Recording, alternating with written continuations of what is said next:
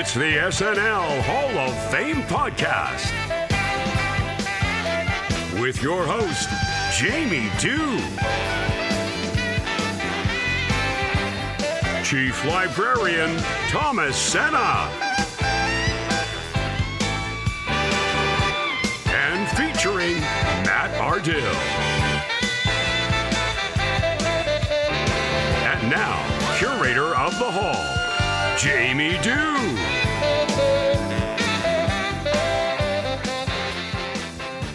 Thank you so much, Doug DeNance. It is a great pleasure to be joining you all here outside the SNL Hall of Fame. If you wouldn't mind, as you cross the threshold, please take advantage of the mat out front and wipe those feet. The SNL Hall of Fame podcast is a weekly affair where each episode we take a deep dive into the career of a former cast member, host, musical guest, or writer and add them to the ballot for your consideration. Once the nominees have been announced, we turn to you, the listener, to vote for the most deserving and help determine who will be enshrined for perpetuity in the hall. And that's how we play the game. It's just that simple. This week, we are joined by our friend Jamie Burwood to discuss the bona fides of Cheri Oteri. But before we do that, we are going to talk to our friend Matt Ardill. And Matt, I've got a question for you, my friend. Are you ready? Because I've got two words for you. Cheri Oteri. Matt, What have you got? Well, Cheri Oteri is 5'2", born September 19th, 1962, in what appears to be a SNL hotbed, Upper Derby, Pennsylvania, the hometown of Tina Fey. Yeah, so the water there. Yeah. It's just I guess there's something about that suburban experience that makes you crave making people laugh, or at least distracting yourself from being there. She grew up around music. Her father was a Nashville record producer and worked at AMN Records before joining the Groundlings. She earned 92 acting credits, 6 writing credits, 5 producer credits, and 4 soundtrack credits. She has played everything from the sidekick of Inspector Gadget to an animated Tooth Fairy. She is one of the folks from SNL to go on to Broadway, having starred in the production of Musical the Musical, and is a friend of Paul Rubens, playing husband and wife on an episode of Ally McBeal. Went on to be nominated for the Best Dance Sequence at MTV's Movie Awards and the Teen Choice Award for Best Comedian. Well, that's some cool stuff so far. Anything else on Cheri Oteri? No, she's kept it pretty private. She's one of those SNL folks who's gone on to just step back and enjoy the show. Well, we ask you to do the same. Step back and enjoy the show as we head to our friend Thomas Senna. Thomas, take it away.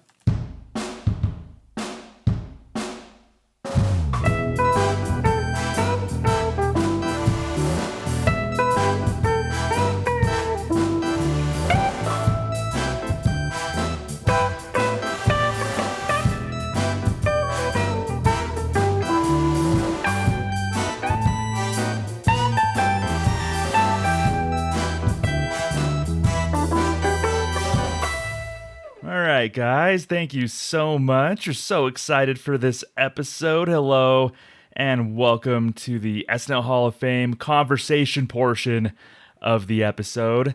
Today I am joined by an amazing guest, a mainstay at the SNL Hall of Fame for sure. Has been on advocated for a lot of great current SNL Hall of Famers. Actually, so like what, Will Ferrell? Jamie, how many people have you gotten into the SNL Hall of Fame? I think you're on a pretty good run. I'm trying to think. We've definitely done quite a few episodes. I'd have to look to see what the actual track record is to know the percentage. Yeah, Will Ferrell got in. Yeah, and you were on for Molly? I was on for Molly. I don't think she got in, though. Did she? Well, Molly's a new inductee. Oh, okay, in the latest. Yes, all right. So Molly got in. Christopher Walken. Yes, that was my episode. You were my yep. so Yep. you're on a pretty good hot streak. Okay. I think. Nice. So I think you're the perfect person to come on and chat about Cheri Oteri. But I'm gonna formally welcome you, Jamie Burwood. Welcome back to the SNL Hall of Fame. How are you doing? How have you been? I'm doing good. It's great to be back here this summer. Yeah, just having a good start to the summer, doing some beach time coming up. But yeah, it's been great. Happy to be here. Yeah, beach time for all of us. That's what this summer is about. It's a beach time 2024. So I'm glad you're partaking as well. Is there anything you'd like to plug up top before we get started here? Talking about Cheri? Yeah, I feel like TV show Graphs is still my go-to account on X, Twitter, Instagram, all of the places, tvshowgraphs.com. Yeah, it has the whole library of a lot of the TV-related data deep dives I've done in the past, exploring a few new topics coming up soon. So hopefully as some of the summer travel slows down, there will be some new stuff up there soon. But yeah, otherwise I kind of have just been chilling the last few months. So enjoying the start of the summer. Well, I think you've earned it. Your graphs and the website, that's like quite the rabbit hole. Like it a is, true yes. TV fan could spend a lot of time going down that rabbit hole. It's pretty cool. So you deserve it. Any sort of break that you get, you definitely deserve it, Jamie. So today, our nominee, like I mentioned, Cheri Oteri, right in your wheelhouse, Jamie. Like I said, you've covered the era a few times here on the SNL Hall of Fame. And of course, today, talking about somebody who's beloved to us, Cheri Oteri. Jamie, for you, like, what was it about Cheri Oteri that may have first got your attention when you saw her? Yeah, I feel like the zaniness and how memorable her characters are. I feel like she's somebody that, in my opinion, doesn't get talked about enough. And in some ways, she is well recognized. Like, she has her best of collection. I feel like people do acknowledge her role in that era of SNL and just how important it is. But there's just something really captivating about her wackiness and the way that she commits to all of these characters that she does. And I think for me that was really what drew me in. Like, there's just something about watching a sketch with her where you can't quite look away. Right. In a good way, I think. Yeah, no, I agree. And I think sometimes I feel like I might throw around the term underrated or underappreciated a lot, but I honestly think in Cheri's case, it fits. And I guess there are theories floating out there as to why she might be underappreciated, but if you actually look at her work, look at the type of performer that she was, I do think she probably should be talked about more and be held in higher regard than she is. So I really do think there's something to that, Jamie. It's not just like throwing out there like, she's a little underappreciated. Like with Cheri Oteri, I truly, truly think she is. So you, like, neither of us say that lightly. Absolutely. Sure. Yeah, I feel like she's somebody who, just her role in that era, I hope that people recognize. And just, we've talked a little bit in the past in some of the earlier episodes, but just the role that she had in showing how funny female comedians on SNL can be, and just this willingness to go all out and commit fully. And I don't think she's the only one in her cast who does that. I feel like Molly will, many others embody that, but there's something to me special about Cheri in just the way that she went all in on things. And she's somebody who you could put her alongside Will Ferrell, and I would argue she doesn't get overshadowed. They match each other, and the chemistry just builds upon each other. And I feel like she had this knack for kind of elevating some of these sketches where she was working alongside other greats, other Hall of Famers. And she not only holds her own, but just makes things so much better. Yeah, I mean, when you're trying to revive SNL, and we've talked about this before, prior to season 21, they did almost a full house cleaning. Like, Molly was a carryover, Norm was a carryover. There were maybe a few but it was pretty much cleaning house from season 20 to season 21. And Cheri, I always thought, crucial, like almost a performer like that's necessary for the revival remind people just how much that season 21 cast just revived this show. Yeah, absolutely. I feel like it was just a shift in a different kind of comedy at a time where the show really needed it, right? Like, it was away from that kind of like meaner vibe, which had its time and place on the show, but I feel like there were just aspects that were starting to feel a little bit tired, starting to feel not really keeping up with like what people wanted to see. And I feel like the tone of the show really shifted into this very like character centric. We got lots of the greatest of all time, in my opinion, recurring sketches, recurring characters in this era. And I feel like Cheri in particular really embodied that kind of character actress, character comedian, and just not being afraid to be silly. And people responded to that really well, I think. And I think that was a big part of why that era is remembered so fondly. Yeah, I think toward the end there, it got exhausting, just like a lot of that mean comedy, a lot of the bad boy, quote unquote stuff. And then we entered a stage, you're right, of like character driven, a lot of goofy, like a lot of goofball kind of comedy. It was very refreshing. And Cheri was such a vital part of that. As far as her path to SNL, Cliff's Notes, not a ton, honestly. Cheri seems a little private. Not a ton known about her personal life. She's from Philadelphia, the Philadelphia area, moved to LA in her 20s. She's a groundling, so she did a lot of quality sketch training before starting at SNL. Her audition was really great. I don't know if you had a chance to see it. It's on YouTube, so I encourage everyone to check that out. But her audition was like 8 minutes, and what she showed in her audition, she did 3 characters that ended up on the show, but right away you can see like why Lauren and everybody else who saw that audition were like, we got to have Cheri. So I don't know, Jamie, if you've ever seen the audition. I like to go look at auditions, but it's so good. I do like I haven't watched hers. Yeah, or if I have it, it's definitely been a while, so I'll have to go back and do that. Yeah, it's really fun. So she had a great audition. You could see why she got chosen for the cast. So she starts off 1995, season 21, Cheri Oteri, Will Ferrell, the rest of the crew. So I want to get into it. Like, what characters or sketches, Jamie, do you go to when you think about Cheri Oteri? Yeah, so let me talk about a few characters, because I feel like, honestly, most of my favorite like Cheri sketches are around some of her well-known characters. And there are a few that are not, which we can talk about too, but I feel like for me, a few of the ones that stand out, Rita Del Vecchio, that like grouchy, I think Philadelphia is the vibe, woman who just is I don't know if mean's the right word, but just that typical like kind of street smart lady. She's kind of like a little grumpy, but she's pretty likable at the same time. She's kind of that old lady who's like no nonsense. She doesn't take any crap from especially the neighborhood kids. I'm going on the porch for 5 minutes apiece. The first one who calls me gets my slipper. Ooh, okay, you kids got the whole street to play ball on, but you gotta play in front of my house. That's okay, because I keep it now. Okay? I keep it. It's mine now. All right? Have your mother come get it. I hear you, smartass.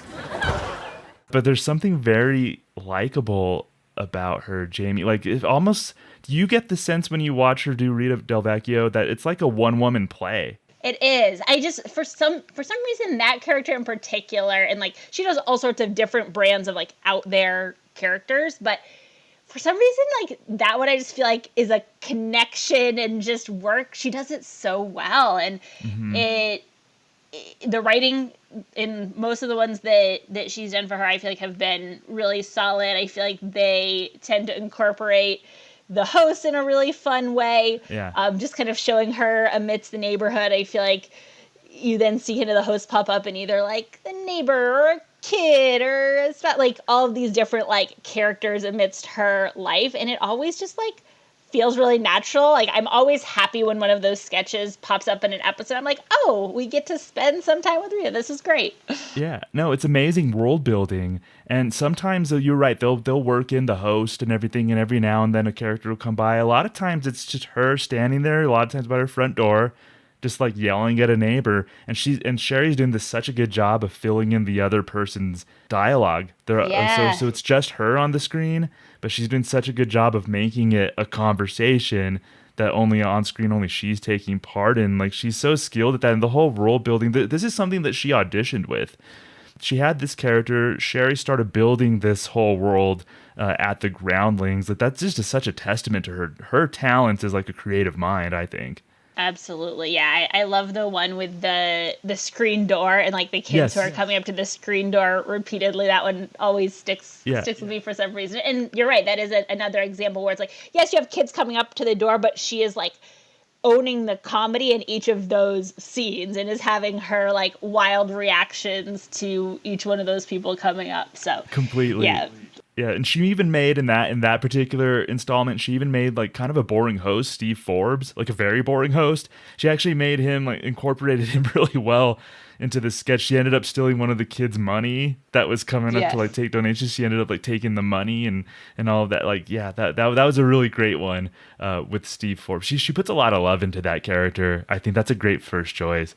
Yeah, she definitely does. And then I feel like for my second choice, and there's so many, but I just love Nadine.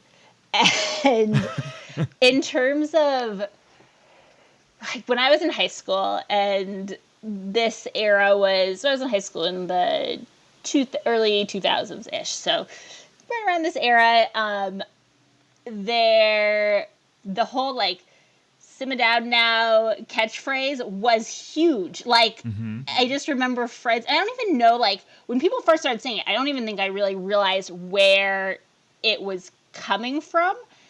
And just, like, people embodying this character that she'd on SNL, only to, like, later recognize that connection. Excuse me. My husband's been in a motorcycle accident. I think he broke his wrist. Yeah, I can't move it. It's swelling up really badly. Okay, everybody simmer down now. Listen, I would love to simmer down now, but you see, my wrist is shattered, so I would encourage you to admit me now.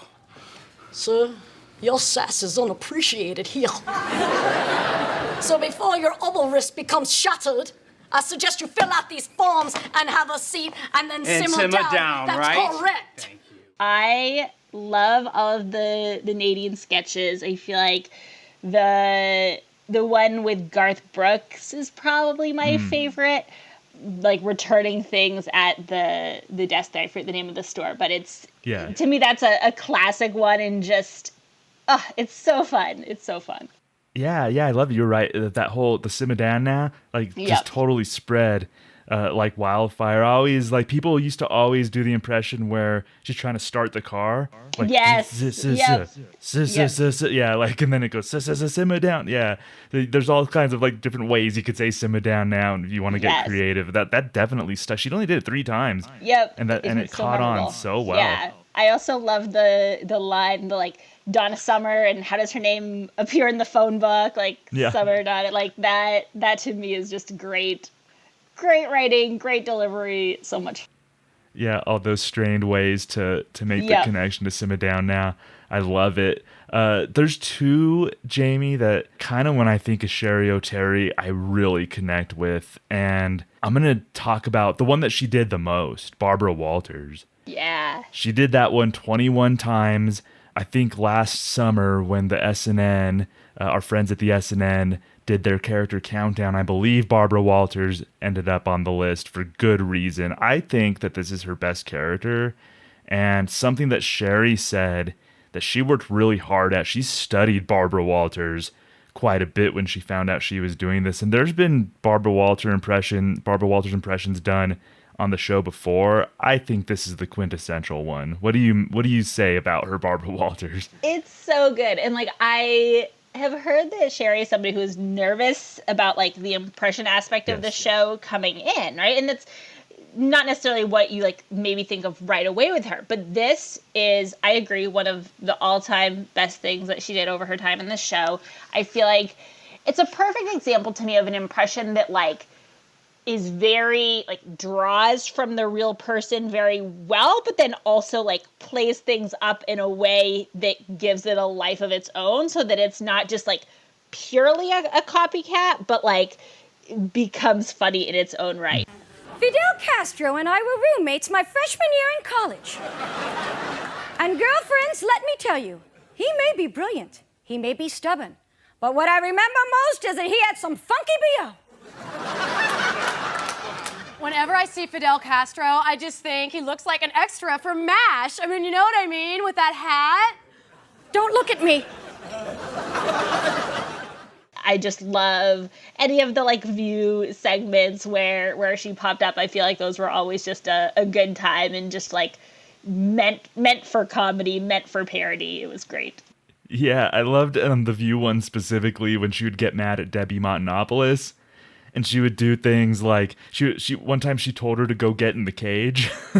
That was a classic moment for me when she's like, enough. She's like, go get in the cage. Go now. And then Debbie Montanopoulos would just go do it. And just how she would kind of erupt at her. That was so funny. And then she would reference like casually spending time with famous people and historical figures. Like, I was in the hot tub with Fidel Castro when I found out that, or something like, just like the name dropping's wonderful. This Barbara Walters was one that could be used in so many different settings, Jamie. Like, I give points for that. If you develop a character or do an impression and it could be used on a talk show or Weekend Update or like, this is such a versatile character. I agree. And again, it speaks to the theme of like when she pops up and you're excited to see that character. And I think it's one that I don't think anyone could really get sick of, or maybe somebody could, but I certainly did not get sick of this one ever. Mm-mm. Like, I could see this every episode in her era and be happy with that. Yeah, so this might be, like, if I was going to show one person an example of why I love Cheri, it might actually be her Barbara Walters.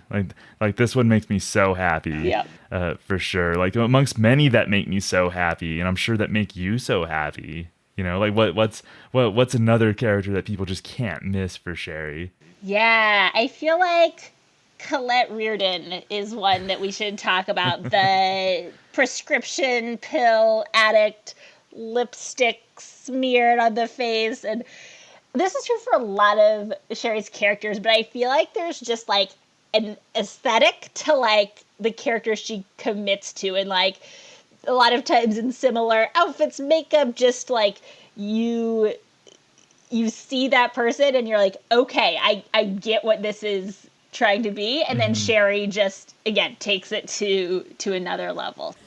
It's a good thing that the phone's on the fritz, because sometimes I got to shoot methadone so I can fire up my Toro leaf blower to clean my front lawn. Fool's a bitch, Dick. I don't care how you slice it. Methadone? You ever try a rake? No, really? Any poop, after 5 hours of methadone-fueled leaf blowing, I get kind of confused and start making long-distance phone calls.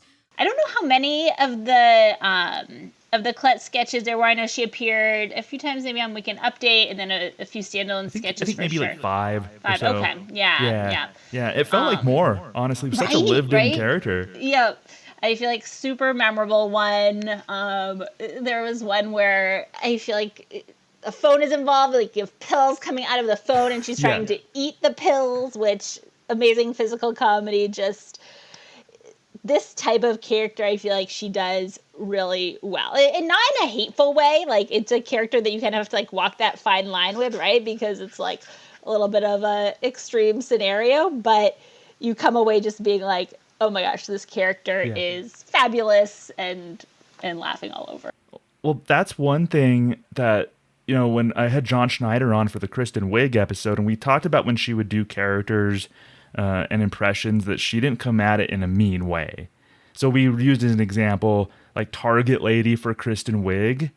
That could have been done mean, but you can tell there was love put into that. And I think somebody like Colette, she's whacked out on all these pills and her hair's messed up, messy lipstick. She's always trying to hit on whoever, and but like there's still an element of just like it seems like Cheri has love for that character. She's not trying to totally be mean to those kind of people or whatever. It's just like all of her characters almost seem likable, even like as wacky as they are. That's such a gift, I think. It is. It really is. I feel like you kind of see the other level of some of these characters, and you watch them and you laugh, but you also just are like, oh, I want to spend time in this world and with this person and just see what antics they're up to, and she did that so well. Yeah, absolutely. This is one of the prime examples to me of a comparison that I've made with Cheri. Kind of think she always reminded me of Mike Myers on screen. Like just her energy.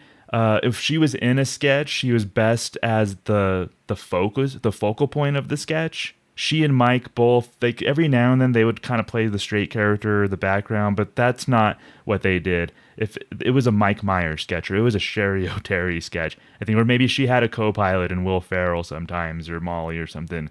But she had this Mike Myers energy about her that I see pop up in characters like Colette. I don't know if I'm off base. If we love to make comparisons as SNL fans, but Mike Myers and Cheri Oteri was always one that struck me. Yeah, I can definitely see that, like the leadership in the like, just like you said, sure you could put her in a background role, but it's almost a waste. Like you want to see her in that spotlight, and I feel like she has that kind of like magnetic quality. Yeah, for sure.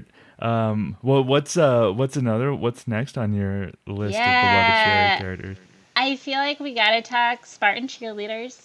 We talked during the Now's Will the episode, but I feel like if you ask people on the street about Cheri, especially like more a casual fan or someone who maybe not like dedicated to this era as much, but that recurring sketch I feel like is just cemented into pop culture history in a really cool way.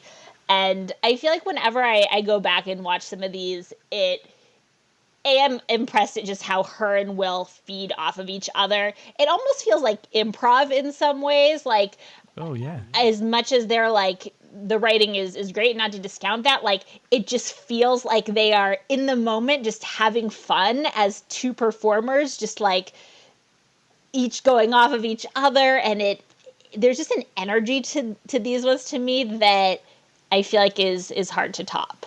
Yeah, you're right. And I think, no, that's actually a credit to the writing that doesn't discount in any way. I think Paul Appel, who helped them write these, was probably the third Spartan cheerleader in these sketches. Like, she did an amazing job. But you're right, like showcasing Cheri's talents, unreal physical performer. The way sometimes that she would just leap into Will Ferrell's arms and she would do this weird pose, or Will Ferrell would just like carry her around in a weird way. Like, Cheri was just fearless. Such an amazing, fearless performer. I hope that when people see the cheerleader sketches, they're just not focused on Will, because Cheri's arguably topping his performance in this. Yeah. Honestly, I always thought Cheri was the better performer in these sketches specifically. I agree, actually, and I'm not sure like how that dynamic played out in terms of like, was Will tempering in like letting her really be the super zany? And I mean, he was pretty zany too, so it's all relative. But I feel like that's the thing that surprises me the most rewatching these, is like, everyone knows like Will Ferrell, he's huge, he's like had such a big career, and people think, okay, Spartan Cheerleader is him. But you watch these and you're like, oh my gosh, Cheri was killing it. And again, not only like matching him, but in some cases like going beyond. And that's really cool, because I think, again, not everybody thinks of that, but when you watch it, it's there. It really is. Oh my God.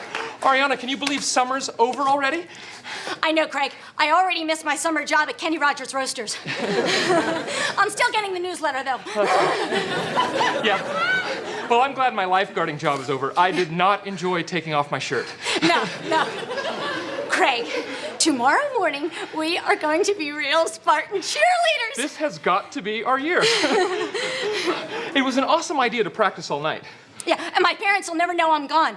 I put my brother's blow-up doll underneath my sheets. Oh.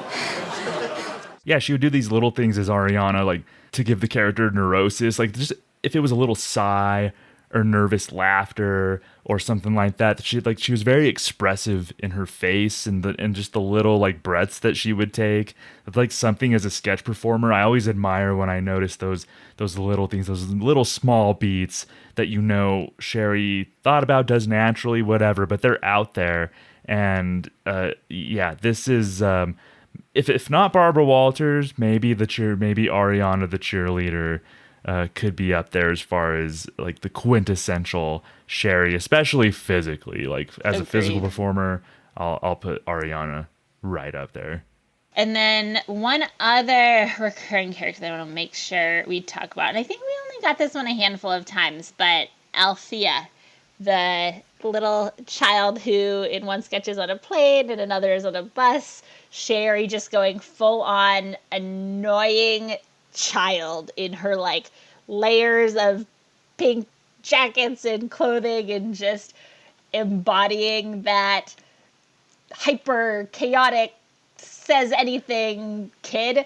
I especially love the one with Chevy Chase as the pilot. I feel like to me that's the one that stands out. Captain Burke, we're going to visit my Aunt Jane in Colorado where it's cold. My Aunt Jane has a life partner. Her name is Judy. They're not married, they're life partners. Life partners! Althea, come on now. Watch the controls now. Life partners! Will any flight attendant please report to the cockpit? Any flight attendant, please report to the cockpit. Run to the cockpit. Captain Burke, I want to drugs, no I. That's the one actually, the Althea on a plane, she actually auditioned with that too. So that's like part of her audition reel. Gotcha, I think she I had see the it, knit cap and everything, like the glasses. Like Yep. it was fully formed in the audition. Like it didn't seem like they changed much at all from the audition to the air. It does feel like one that like, I feel like there are certain characters where they feel like, okay, this person like cared to develop this and it has that kind of like personal touch, and I can absolutely see that with this one, right? It just seems like a character that she knows that she can embody very naturally. This is just a really fun, and I feel like especially in the plane one with Chevy, the like deadpanness of his character and the like annoying just chattering away child of her character is just, it's such a fun match and made for an awesome sketch. Yeah, for sure. And she would say things like not just weird things as a child, but she would say like really precocious, like things that like an adult would say, or maybe she's repeating what an adult told her. But she would kind of like surprise the audience a little bit, or the person she was interacting with, by saying something really mature and adult, like something beyond like, you shouldn't know that, or you shouldn't be saying that, or that's kind of interesting that you're saying that. So I like that layer to this character. It's a really fun one.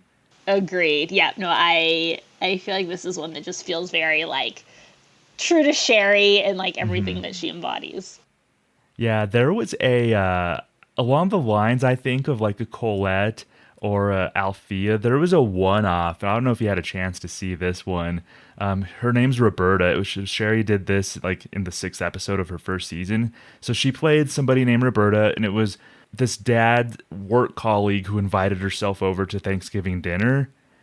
So it was just very weird energy. She was very inappropriate. I'm surprised this actually wasn't a recurring character, because this happened really early on in Cheri's career. But she just said these like weird things that she thought were just normal, but everybody at the table was like, oh my gosh, I want to say Jennifer Aniston was in the sketch. But y'all should go look up Roberta, because it's like a spiritual cousin to somebody like Colette or Althea or even Rita, like one of these just crazy characters. So I wanted to throw out a one-off. Oh, that's so exciting! Are Sarah jetting off to Paris? Have you ever been to Scranton? Nope. Don't count it out. The beauty of the skyline alone made me do a double take. I stayed at the airport Ramada. Ooh, Ramada. It was funny because they hadn't washed the sheets. And I'm sorry, how is that funny? You didn't let me complete the tale. Oh, well. Okay. The other one-off one that I love is with John Goodman, playing Adele as the like flirty office character. Just like basically coming in kind of dressed in her like scantily clad outfit, saying things that are very obvious innuendo and then like going the next mile of explaining every little thing. Like this one to me is just like really funny, and again, great writing and like all of the different like innuendos that they throw out there, but she super committed, just like very physically on every person in the sketch. It was a fun one. Yeah? Well, this boy's got one thing in his pants that I'd like to wrap my sweaty little mitts around. I'm talking about putting my hands on your penis. Yes, and again, there's no confusion there. Adele, we got it. Thanks. Well, speaking of getting it, I'm gonna head over to the old icebox and get my oyster platter. What you looking at, fellas? Is it broke? Yeah, she's totally owning the room in that too, like the office. Like she's just kind of making her way, going to everybody. I think I remember at one point she says something suggestive to Rachel Dratch. Yes. And Rachel Dratch is like, "I'm just an intern. Yeah, like I don't, exactly. I'm just a temp. Yeah. Why are you doing this?" And so that was a really funny one. Yeah, that probably could have been a recurring character. Yeah. As well, I could have seen like obvious innuendo lady or yeah, like in whatever. Different settings. Like we had the office setting and put her in other like various professional worlds. I feel like would have been. Yeah, for sure. There's one. I think I said something like she puts a lot of love. Like it doesn't seem like she dislikes any of her characters. If there was one where it was more so making fun of a type, and maybe you could sense like there's some sort of meanness underneath the surface, it was with the morning latte one. Yeah. Oh yeah, we gotta talk about that. Yeah. Yeah. Morning latte. She and Will, the dynamic duo again. They first did this I think in season 23, and then they just did a run of them. Famous ones with like Chris Farley was in a really famous one. Just a lot of like hyper dumb energy. Jamie, I love these ones. Yeah, these are great. I feel like just that kind of perfect morning talk show shtick. And I know we've seen that from like a few cast members over the years, but something about this one and this pairing, we talked a little bit about like the improv vibe a little, but I get that from this as well, of just like two great people sitting down, having fun. I know Cheri has mentioned this as like one of her favorite recurring sketches at some point, and it does just feel like fun riffing and just a little bit different from some of her other characters in a way that's kind of fun, like crazy, but like in a different way, and more of that like contained talk show, still weird but different kind of weird. Yeah, they were just so funny. Like they were uninformed about what was going on in the world. Like, so we're recording this the day after Joe Biden announced he was stepping down as the Democratic nominee. This is something that the morning latte people would be surprised by the following morning. Or they'd be like, "Did you hear that Joe Biden?" Like they would just say it with such surprise because they don't follow the news, but they're supposed to be talking about a part of this like morning show. They have terrible taste in movies. Cass, how was your weekend? Did you and Eli finally see Good Will Hunting? No, I did something even better. We saw Spice World. Ooh, that's supposed to be good. Yeah. Frank, have you seen Spice World yet? I don't know what that is. Oh, well, I'll tell you, you know what I found myself saying after I saw this film? Move over Hard Day's Night. No kidding. Yes. These gals are fabulous. That's what I've heard. Yeah, they have got more talent than anything out of Britain or England. Wow. Do you like when sketches have like familiar beats within the sketch? How is that for you as a viewer?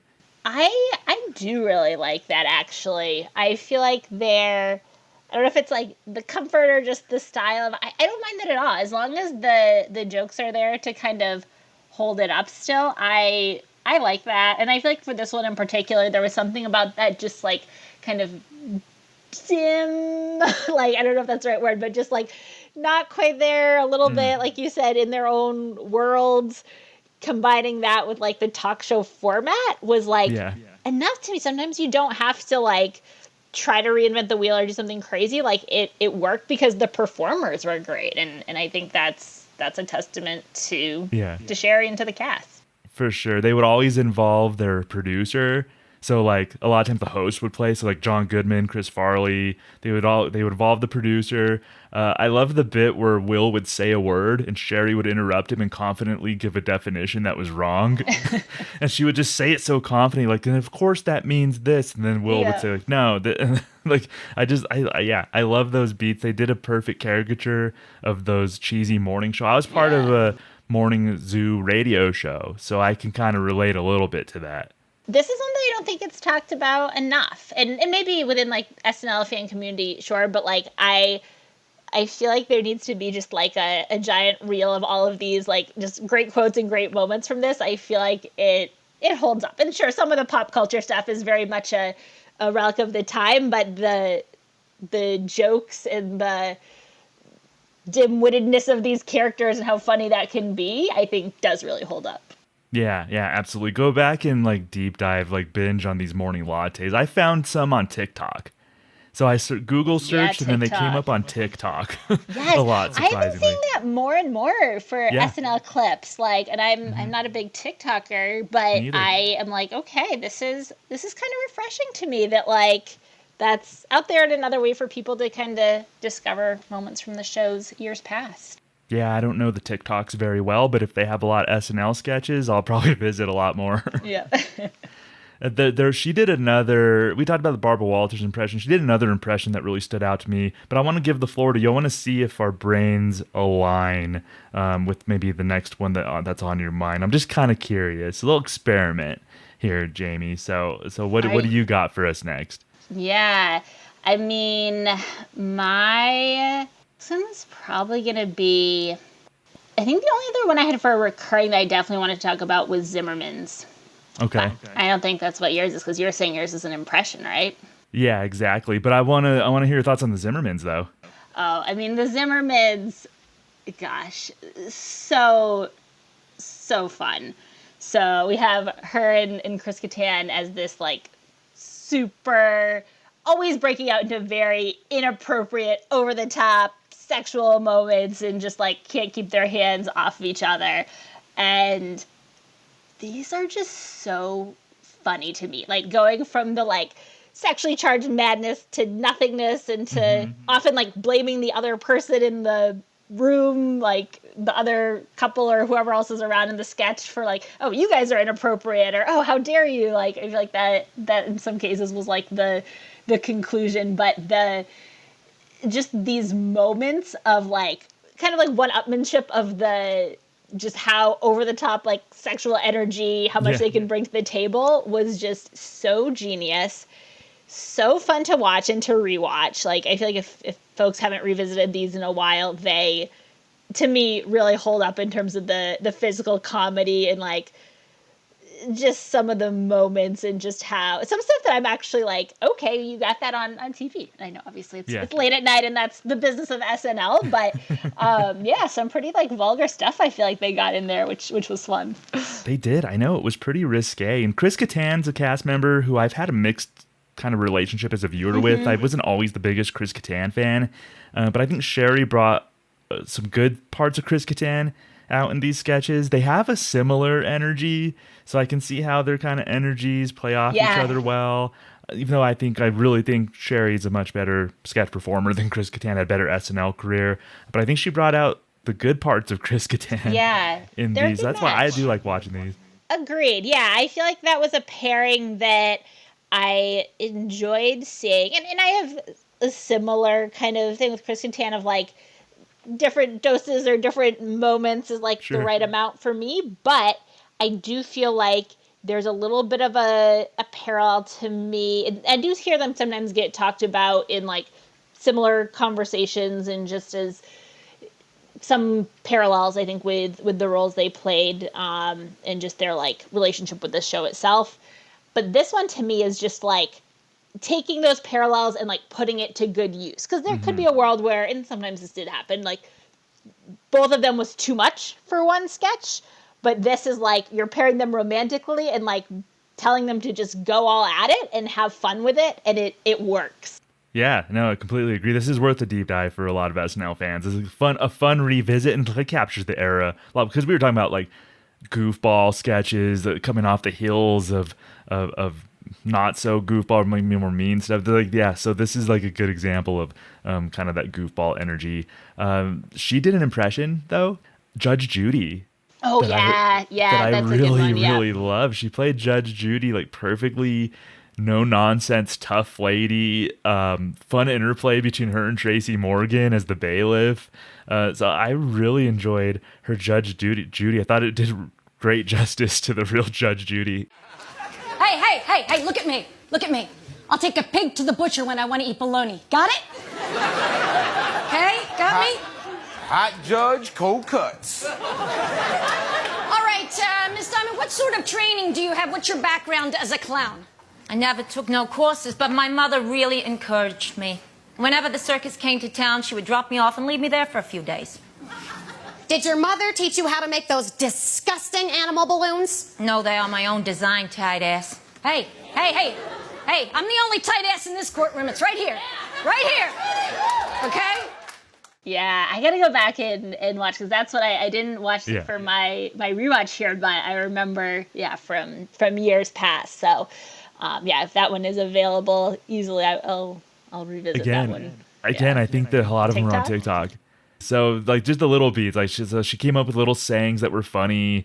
She would say things like, I'll take a pig to the butcher when I want to eat bologna, or I'll grind the organ when I want the monkey to dance, and just like these little Judge Judyisms. Judge Judy actually came on as herself one time, and I thought that was pretty fun. Like sometimes I'm hit or miss on like when the actual person comes on, but I think Cheri reacted pretty funny to the real Judge Judy, and she kind of interjected sometimes, and Judge Judy would tell her to go away, and so I thought that was fun. So I think Judge Judy, she did about 5 of them. I think so. So I think it's worth a revisit for Cheri Oteri's another really good impression. I think Judge Judy. So Jamie, post SNL, Cheri Oteri. So not a ton. So she did guest appearances here and there. She was in Shrek the Third, Grown Ups 2. I'm a big Curb Your Enthusiasm fan, so she was in her memorable episode of Curb for me. A lot of voice acting for animated shows. She was in Scary Movie, the first one, but she never found a project to lead. So do you think it was like a missed opportunity by studios, or did something about her style not translate post SNL?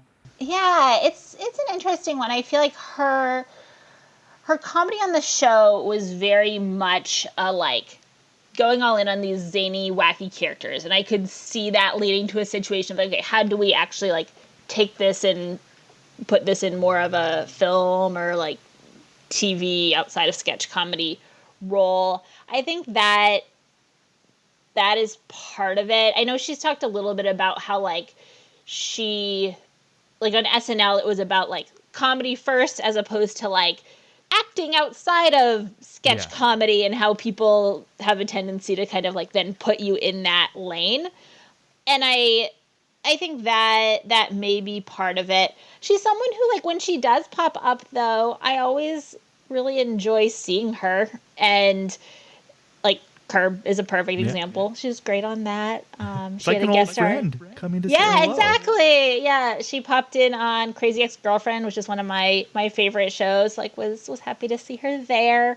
So I'm okay with that, and I don't know what her goal is or what she wants or wanted from her career, but I am okay that some cast members aren't blockbuster every month kind of vibe, that's not the direction their career took. I like seeing her when she does pop up. I hope we continue to see those little bits and pieces, and I do love her in the comedy roles, and I don't know if that's again what she wants or if she's wanting to expand beyond that, but I'm happy having her pop up in some of these great shows from time to time.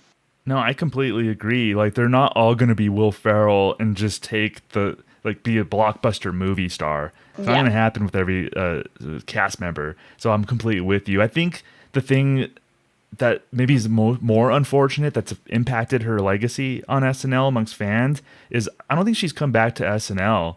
Yeah. Really at all since she left the show in 2000. And I think that kind of sucks, Jamie. I think that's unfortunate. I don't know particular reasons why. I've kind of heard maybe some stuff, but I don't know about you, but I think we're missing out on like Cheri Oteri not coming back to the show. Agreed. I feel like she's less integrated to like the clique of SNL where you see, okay, this person has a show, they're going to bring in all their SNL friends, and you just see this kind of world. And there can be many reasons for that. Again, I know there are like different theories of like, oh, she was tough to work with or this and that. And like, I personally have kind of tried to give her the benefit of the doubt among that kind of discourse, just because don't know what happens. I haven't, nothing that's been horrible where I'm like, oh my gosh, we cannot talk about this person in the history of SNL.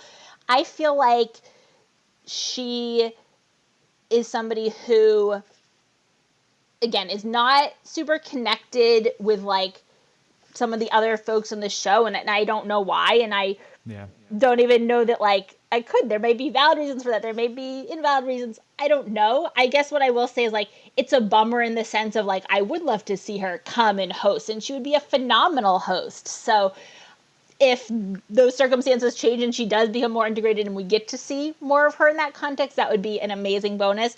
But also if it's a situation where she did her time and that was a period in her life and now she's doing other things, I'm okay with that too. But the more Cheri, the better. Yeah, right. I know. And I don't want to, it's hard to speak to like the dynamics between her and her cast members because we weren't there. We don't know. One thing that she has said, though, she said she was nervous a lot around the office. She said she would get really nervous before sketches. She was nervous during the week. So she said she was like this ball of nerves when she was at SNL. She craved the approval from Lorne. She really did. She told a story about how Norm had to kind of talk her down before a sketch or something. Like she just was always just this ball of nerves. And maybe she was so nervous that like it kind of prevented her from forging those tight bonds. And because I would love, like, we see Dratch come back, we see Molly Shannon, Cheri Oteri was such a significant, arguably bigger than like a Dratch or somebody like that. But I mean, do you think like her not coming back has hurt her legacy a little bit on the show? I think it makes her maybe less known or less talked about in like the fabric of the history of the show. To me, it doesn't change the like legacy of what she did for the years and the seasons that she was on the show, and doesn't diminish the work. It maybe contributes to this kind of like underrated vibe that comes across, because I feel like as a result of not being in some of those places, she does get talked about less. And so then when she is talked about, it's like, oh, wait, don't forget about Cheri. She was amazing, too, and also part of redefining this era. So I think that's where I see the connection. Yeah, I'm with that. I think our discussion here hopefully has caused people to go back and remember and just kind of say like, oh, yeah, Cheri Oteri, she actually was that great. So hopefully this can go towards serving that. So now's the time, part of the show where you kind of speak to the voters, you speak to the audience, you're speaking to the water cooler, and I don't know, Jamie, tell them, why should SNL fans still hold Cheri in high regard as a great cast member? Absolutely, yeah. So Cheri was part of this crucial era of redefining SNL, saving SNL, really showing folks a new way that SNL can be funny. I feel like she was a trailblazer for female comedians on the show. I feel like she paved the way for a lot of the greats that we saw in years to come alongside her cast. I feel like the timing that she had, her ability to excel and really own these character-based sketches was phenomenal. She had this incredible ability to do over-the-top, crazy, fun characters so well, which were so important to that era of the show and what it was all about. And I think she really deserves her credit and props for that role that she played. So I absolutely think that Cheri should be remembered as one of the greats and for playing a critical role in SNL's history.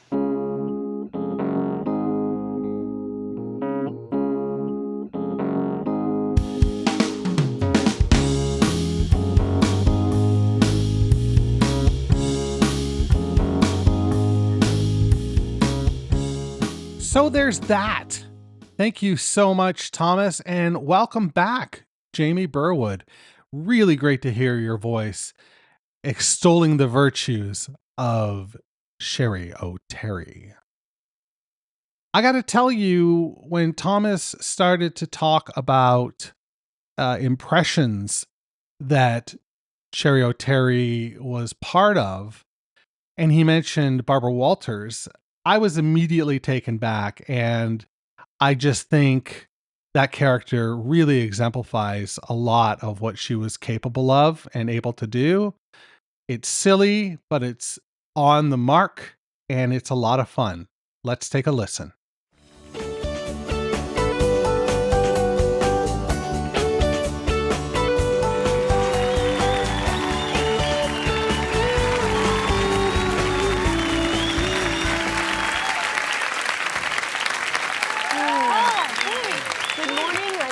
Vieira, and welcome to The View. We've got a fabulous show today, right, ladies? Oh, we certainly do, Meredith. We certainly do.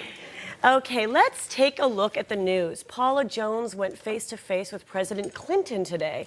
He gave his deposition regarding her sexual harassment suit. Now, Star, you're a lawyer. Yes, I am. Now, President Clinton allegedly exposed himself to Miss Jones and allegedly asked for sex, and allegedly Miss Jones said no, which disappointed the president, allegedly. You know, I was paired with Paula Jones in a three-legged race at Larry King's 4th of July barbecue bash. And she assured me that President Clinton's member had more twists and turns than the curly fries at Arby's. It's true. Well, I just don't understand what the big deal is. I mean, if a guy whips it out, you just have to be assertive and say, like, hey, don't whip it out, you know? You're very young, Debbie. Very, very young. All right, this next story is amazing. Chicago physicist Richard Seed wants to open a clinic that would clone human babies. Amazing, right? Now, allegedly, he's going to clone a baby by the year 2000, and what this means is that he's going to take a baby, and using science, he'll make an identical baby to that baby really, really soon. You know, there are 3 people that I would clone. Albert Einstein, Diana, Princess of Wales, and Hugh Downs, my co-host this week on 2020. Well, if I had a clone, I'd make out with myself.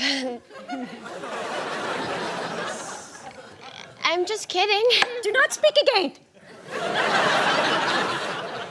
Our guest today is a big star. She is one of the big actresses in the world, allegedly. Please welcome my girl, Glenn Close.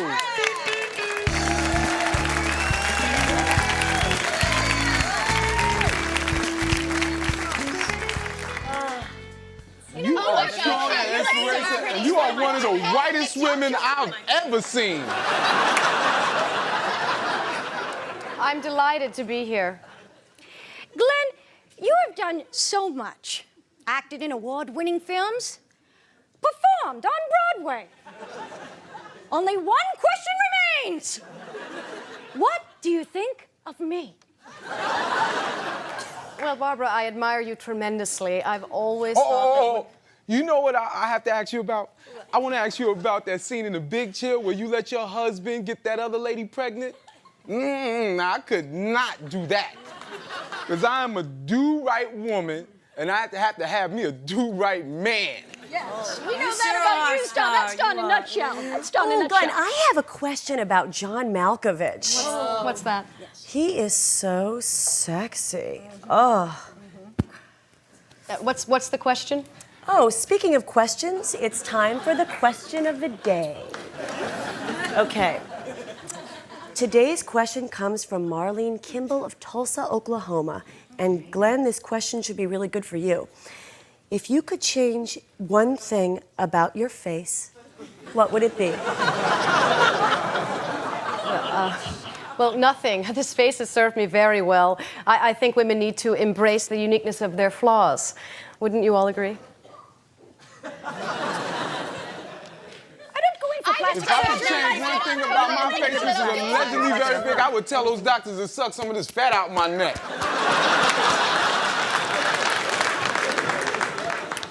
Well, thank you, Glenn, for coming by. That's it? Oh my God! You know what I just realized? You're the mean lady from 101 Dalmatians. Cruella DeVille. Yes. Yeah, Cruella now I DeVille. know who you are. You're evil. Stand over there! Go! Stand over there! Quicker! Stick around. In our next segment, we'll be talking about female circumcision with Naomi Judd. Oh, man. Yeah, that brings back some memories. That's like the original View cast that they were parodying there. And allegedly, I will say, Cheri Oteri has a path to the SNL Hall of Fame. I believe it. Not a first ballot Hall of Famer, I don't think. We'll get more on the water cooler this week and see what Joe and Shari have to say. Next week, we are discussing Garrett Morris with our friend Darren Patterson, and it should be another great episode for you all. Now, that's what I've got for you this week. So, if you would do me a favor, and as you're leaving and walk past the Weekend Update exhibit, turn out the lights, because the SNL Hall of Fame is now closed. Thanks for listening to the SNL Hall of Fame podcast. Make sure to rate, review, share, and subscribe to the show wherever you get your podcasts. Follow us on social media at SNLHOF. This is Doug Denant saying, see you next week.